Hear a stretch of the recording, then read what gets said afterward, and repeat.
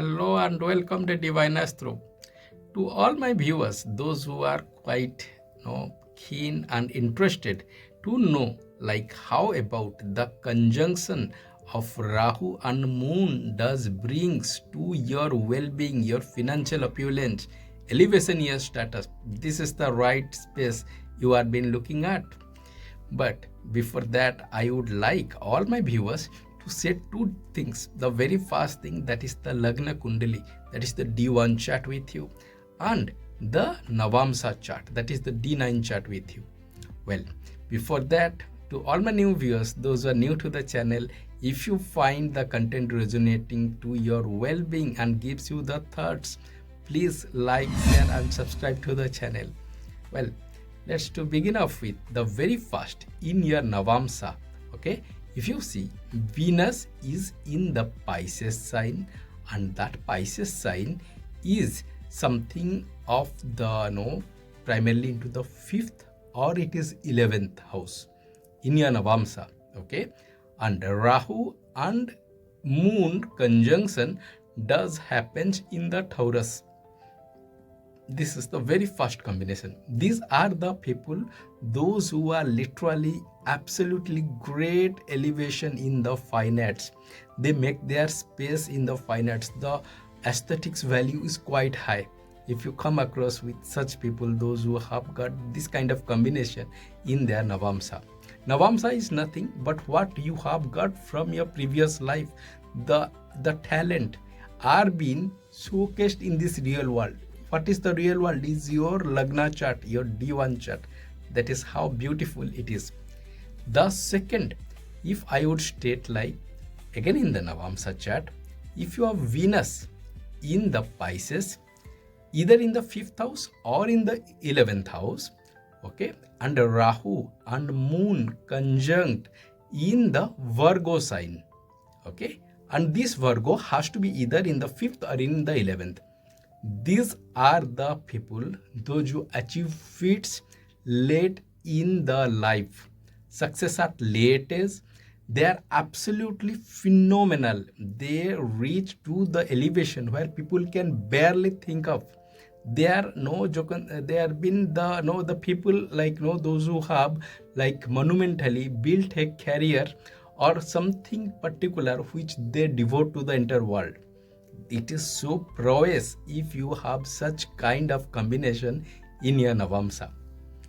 The third, in your Lagna chart or your D1 chart, if you see, Jupiter is in the Cancer, okay, and it has got the Drishti, the 7th aspect, primarily to the Capricorn, where this Moon and Rahu conjunction does happen. Important thing is like I would state, this has to be primarily also a bit possible if also it happens in the Pisces where the 9th Drishti does goes, but it is better it has to be in the Capricorn where Rahu is reasonably quite comfortable. So that is how it does works. But important thing of this is not supposed to happen in the 8th and 12th house. That is suppose with that there should be no kind of benefic planets in the 8th and the 12th house. That is also another one criteria. In the D1 chart, you are going to achieve accolades. All of your efforts goes to sweet success. Irrespective in whatever domain you are going to sail high. This is for sure a disclaimer. You can try it out in your real day life. The fourth I would state, again in the D1 chart, if you are been seeing Rahu and Moon conjunction does happen either in the Virgo or in the Gemini, either in the Taurus or in the Libra, okay, of this has to be the lords, that is Venus and Mercury, has to be primarily in the 1st, 4th, 7th and 10th, the angular houses. There where it gives the maximum propensity to give you or boost your energy in the direction which gives you the absolutely no magnitude in all of your outcome. This is one of the strongest of the kind of cases where you have come across of this Rahu and Moon conjunction.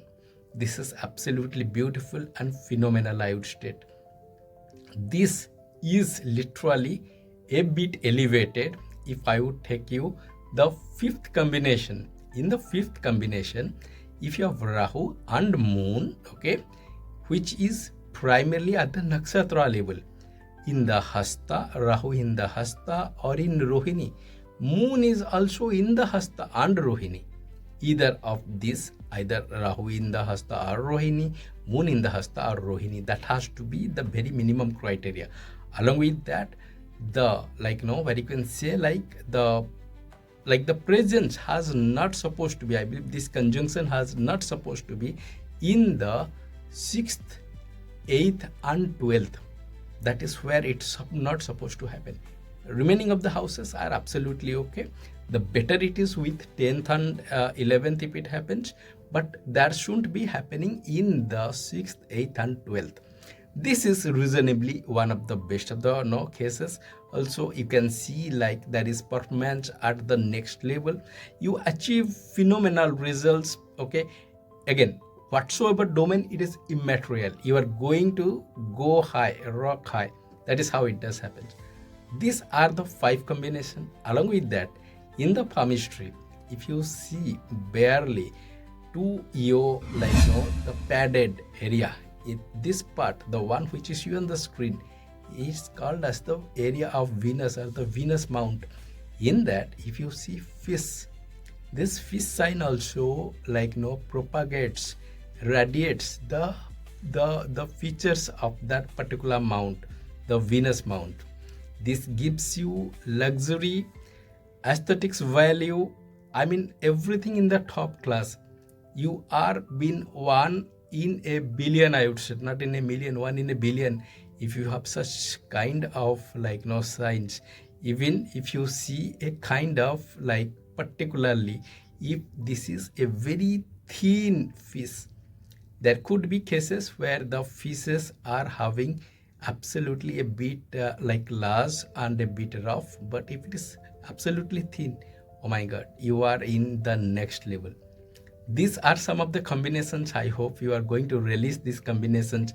If you have in your chart, please give me a shout in the comments. Cheers, take care.